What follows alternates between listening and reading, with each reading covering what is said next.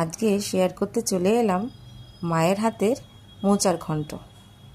প্রথমেই মা তেলের মধ্যে গোটা গরম মশলা, গোটা জিরে আর তেজপাতা দিয়ে দিয়েছে। তারপরে দিয়ে দিয়েছে ছোট ছোট করে কেটে রাখা কুমড়ো আর আলু। অনেকেই হয়তো কুমড়ো পছন্দ করেন না, কিন্তু বিশ্বাস করুন, মোচার ঘন্টতে একটু কুমড়ো দিলে সত্যি খুব টেস্টি লাগে। এইবারে মা বেশ কিছুক্ষণ এই কুমড়ো আলুটাকে ভাজা ভাজা করে নিয়েছে। তারপর একে একে সমস্ত গুঁড়ো মশলা, যেমন হলুদ গুঁড়ো, জিরে গুঁড়ো, ধনে গুঁড়ো আর লাল লঙ্কা গুঁড়ো দিয়ে দিয়েছে, আর সঙ্গে দিয়েছে আদা বাটা। এবার সমস্ত মশলা খুব ভালো করে ভেজে নিয়েছে। মাকে দেখলাম এই মশলাটা খুব ভালো করে কষিয়ে নিল। অল্প জল দিয়ে মশলাটা আবার কিছুক্ষণ নাড়িয়ে নিল। এবার মা কড়াইতে দিয়ে দিল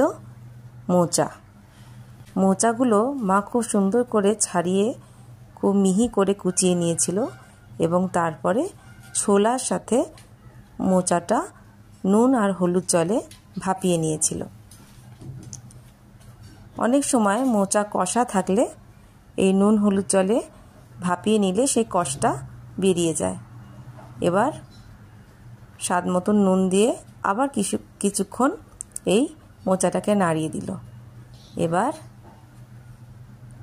1.5 গ্লাস মতন জল দিয়ে মোচাটাকে দ্বিতীয়বার সেদ্ধ হতে দিল।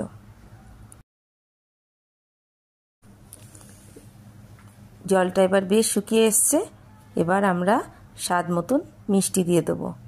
যদি বেশি মিষ্টি পছন্দ করেন তাহলে বেশি দেবেন, আর যদি মিষ্টি পছন্দ না করেন তাহলে কমই দেবেন। নিরামিষ তরকারি বলে আমরা একটু মিষ্টি খেতেই ভালোবাসি।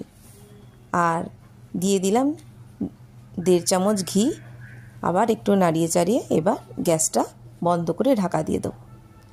তৈরি হয়ে গেল মায়ের হাতের মোচার ঘন্ট। আপনারা কেমনভাবে রান্না করেন অবশ্যই শেয়ার করবেন।